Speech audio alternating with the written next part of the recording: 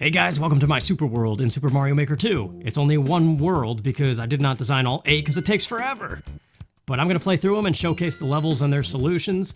So if you did not play them and you don't want to be spoiled, in the video description and in a pinned comment, I will put all the individual codes for all 5 levels and the super world itself. Yeah, love those vanilla dome drums. Let's do it. I call this Koopa Caves, but we'll start things off in this little Mario 3 bonus hut, because why not? I never really knew the rhythm to this thing. A mushy. Oh boy! We got the mush! It's a good mush. That's a 1-up for you. Although we don't really need it, because all of these levels are Koopa-based and you could get tons of 1-ups. So, to start things off, we're gonna go to Koopa Caves 1. What did I call it? Shelling around. Yeah, I didn't know what to call it. But it's in the Mario World style because it's awesome. And it's one of the only styles, I think it is the only style where you could do this. Kicking shells upward. And now this is bonus room 1 if I can get it. You gotta jump on all the Koopas and get to the very top of the screen. Oh no, I messed it up! No! Well, I guess we're not looking at bonus room number 1. We can get 1-ups though. Kick the shell in there and get a Yoshi. Yoshi's needed to find bonus room number 2. This pipe is where bonus room 1 would dump out. If I had gotten it. So this guy, grab his fireball, light up a bomb. And there you go, be prepared to get more 1-ups. Because I wanted this first stage to feel like a easygoing Mario thing. Where you get a lot of bonus room things and it eases you into it happily, the way Mario does. Let's spit the 1-up to get it. Whoa, that was close. Spit the shell and follow it. That should be familiar to anybody, because I think that existed in the real Mario World, puzzles like this. I have 69 coins. That was unintentional, but yeah. And look at this, all these ducks in a row. What? That wasn't a 1-up? Once again, one final little shell puzzle for the POW block to clear the way, and there you go. Very short and sweet, but that's exactly how I wanted the first stage to be. I don't know, there's parts of it that bug me. I was tinkering with it to try to make it seem a little more fluid, but I also wanted the bonus room, so... But now we go to a half underwater stage. I wonder if I could go back, but I want to keep moving forward. I could probably go back to that previous level and try to show you the other bonus room, but let's go to Underwater Pass.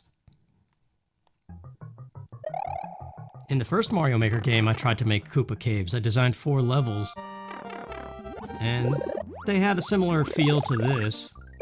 Yeah, using the stomach to step on his head. But this one, the underwater portion is centered around Red Yosh. And everybody likes that. I don't know, it always makes me happy to hear the underwater music. I don't mind underwater levels, I never did. Those spikes there were a last addition because I realized it's possible to get stuck here if you lost your Yoshi and somehow went up through that thing. Yeah. I like this song so much. Alright, let's do it. Get the clown car. I like that Transformers thing. Hey, Manny! Get your clown costume and come bang this stuff out, baby! Ah, ah, ah. He does that crazy laugh. But I mean, we've seen this in Mario Maker 1. But now we have multiple paths, so there must be an on-off switch, right? Yeah, and Red Yoshi, don't lose him. If you do, you just hop back on him. But Red Yoshi's the only one who can hit that bomb. The thing stops at the wall, if you noticed. And now, the P block's up ahead, so this frozen pipe surely is gonna have the P switch. And then we have another frozen pipe to unblock, although I think some of the fire already melted some of them. Yeah. Just gotta let the timer run out, but it's quick. And there we go, that's the underwater portion. Now, I think this level gets more interesting. Missed 1-up potential there. I suppose you could get it if it hit the red guy. Ditch the Yosh and get the green one, because we need him for this POW block puzzle. And now we get a cape, and there's a hidden bonus room. Once again, if you climb the Koopas, down below is a P-switch puzzle. Kind of more of the same POW block business. Whoa! Okay, still got it, but I lost Yoshi. But yeah, just more one-ups and then fly. You could hit those Koopas if you're coming from the bottom. And there you go, kind of short and easy again. And now Koopa Caves 3, originally I designed to be a cloud level using the P balloon. But I didn't like it so much. And I struggled to what I want the third course to be, and then I decided a fortress would be nice. This is the baseball one. I don't really like that one so much. We're gonna skip that bonus hut and just go on to the next stage. Bone Fortress. I like this much better than the first Koopa Caves 3 I designed. So using the dry bones, you can jump on these things. And then I thought this was neat to kind of incorporate the P balloon, use it to gain access to the castle. But then we need to finish the stage in the dry bone shell, so we gotta pick it up. This was a struggle too, trying to figure out how to force the dry bone shell on the player, because there's a lot you could do with the P balloon. You gotta press down to let enemies pass through you.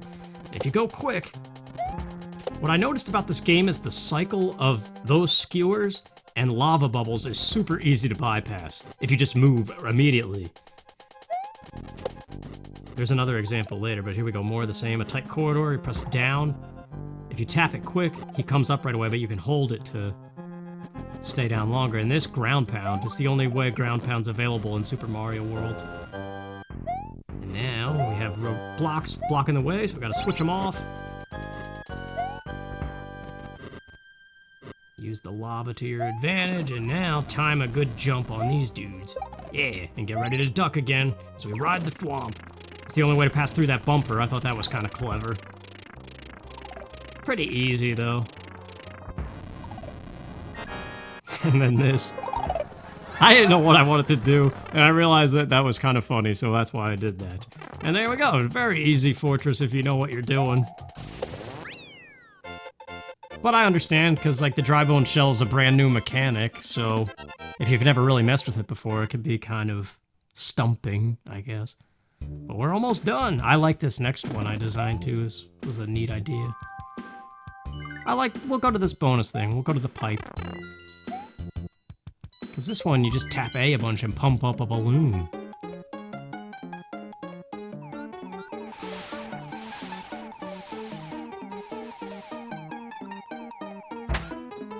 Five up, wow.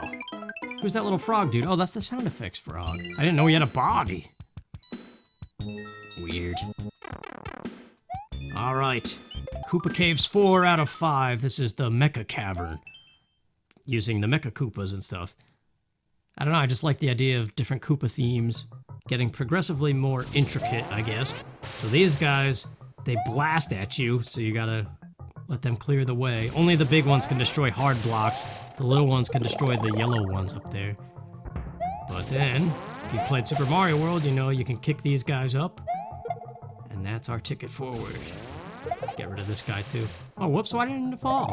There's a feather in that pipe. I guess I ran away too fast. There we go. I don't know, I think it's pretty self-explanatory with the arrows and stuff. Duck to avoid this. Well, actually that wouldn't help. But yeah, it's set up so that even if you don't really press anything, it kicks you onto the snake block, so you can't really die there unless you really try to overcompensate. This part I don't really like. I didn't know what to do. I feel like it's too easy. And then this,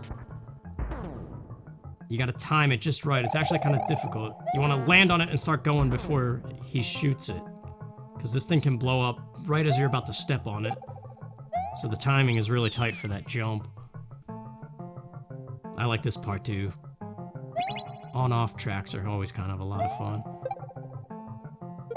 Can really only reach these with the mecha-koopa, this one especially. Very easy, that could have been longer, but I didn't want to go too crazy with these things.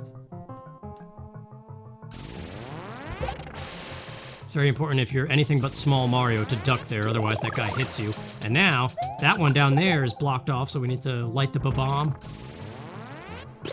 Oh, perfectly timed, yeah. And then that pipe shoots out more of these guys, and the lift brings them up. And once again, clear the pipe, and that is our exit. I just like designing puzzles around the mecha-koopas. It was a lot of fun thinking of that and trying to get it to work. There we go. And I just like putting that little bridge in the platform here because it looks like you're entering a castle. Because the next one is the castle, and it's a doozy. Sort of. I hope I could do it in one go.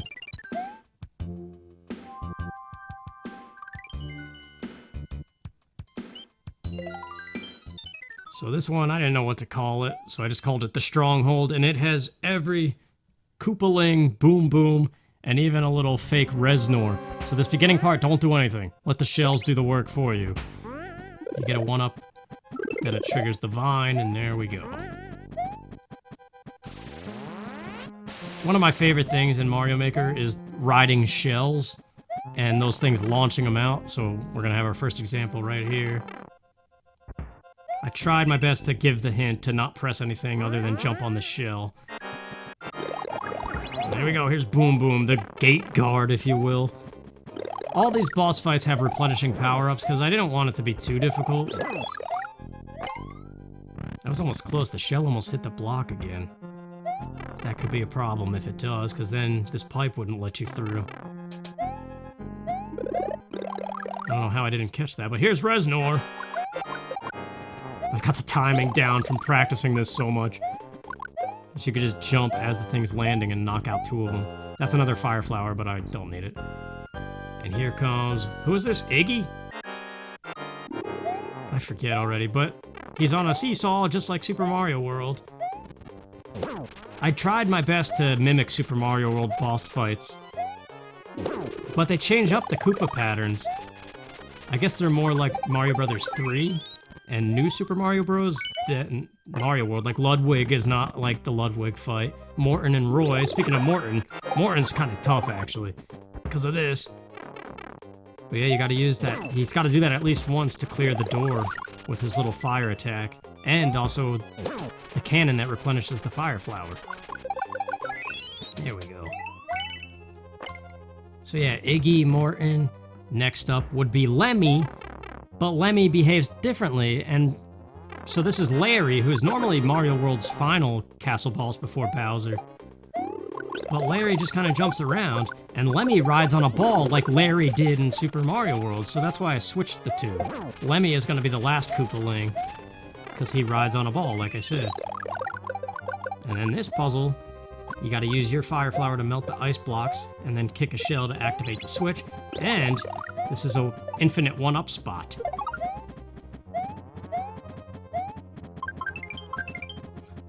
Yeah, I did my best to make this look like the boss room from Castle 3 in Mario World. And now what I like to do is, well, not that. If you bring the shell forward, Roy is up ahead, even though Roy is castle number 5, not 4, but it's because Ludwig is different.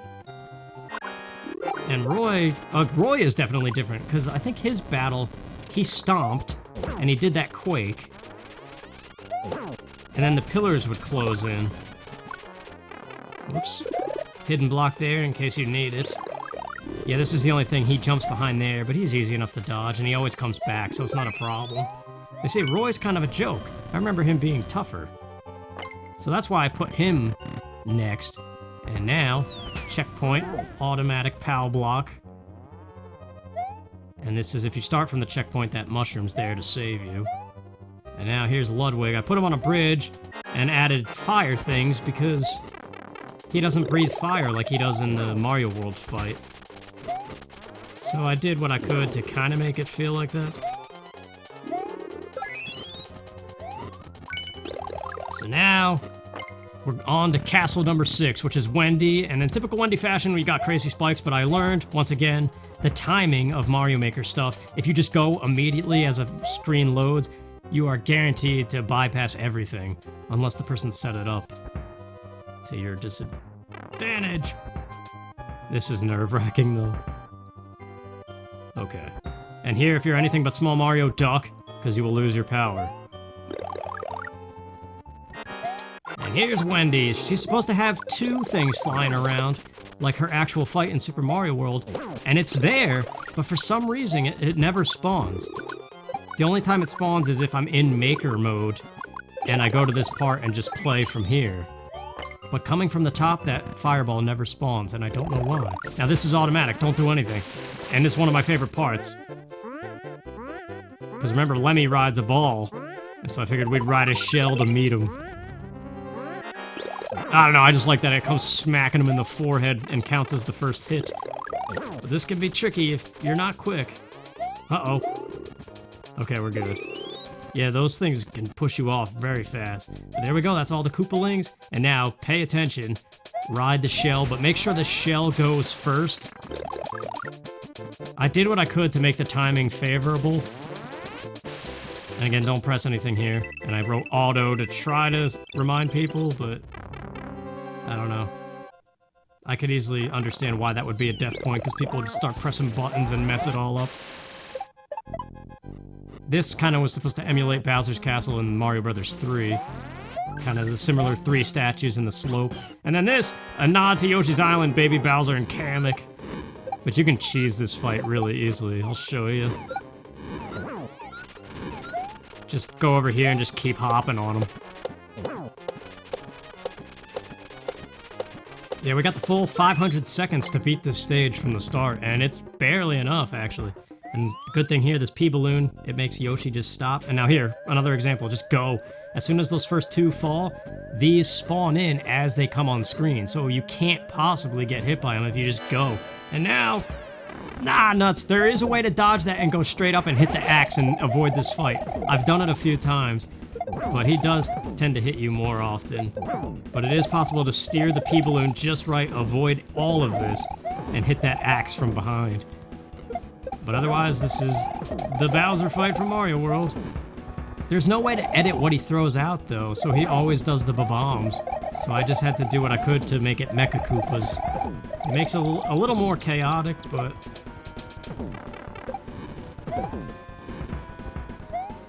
in all of the times practicing to make sure everything worked in this level, getting to this point, the timer starts to actually go down. We might get it here, 45 seconds till it speeds up. But yeah, see, this is another example why I'm not sure if I would put this World 1 if I do design 8 worlds, because it's a gauntlet of every Koopa. It kind of seems more like a final castle type thing. But it's not hard, though, that's the thing. Once you know what you're doing, it's not hard. But I think to emulate more a basic Mario game, it would make more sense to just have one Koopaling as the boss, maybe give him a super mushroom or something. But I'm thinking about it, I want to do a Super Mario... I haven't messed with the Super Mario Bros. 2 stuff yet, so I definitely want to design some stages along that, and I had the idea of one world being like... oh yeah, here we go. Like you start off in Mario Bros. 1, then the next stage is Mario Bros. 2, then it goes Mario 3, Mario World, and up to the new one, so you play a little bit of each. There's lots of different things. I thought of a Zelda world, but that would kind of... throw a wrench in the... there we go. And that's it. That is my super world. It took a very long time to design those 5 stages and what, like less than 20 minutes to beat it? I don't know.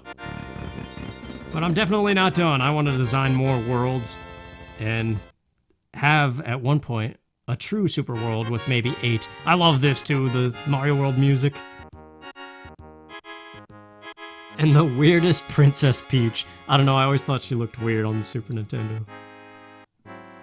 It's like Charlie Brown's face. But the best part, they added the whoop. I've been missing that noise so much, you have no idea.